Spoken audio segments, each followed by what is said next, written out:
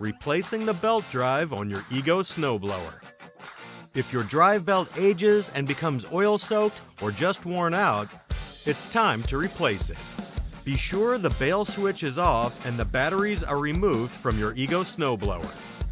Use a T20 torx screwdriver to remove the drive belt cover, removing the 8 torx screws.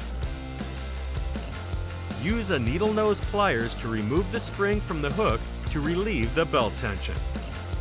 To remove the belt, turn the auger clockwise while pulling the belt outwards on the bottom. Place the new belt around the engine pulley first, then the idle pulley, and finally around the auger pulley. Slowly turn the auger pulley counterclockwise to drive the belt inwards.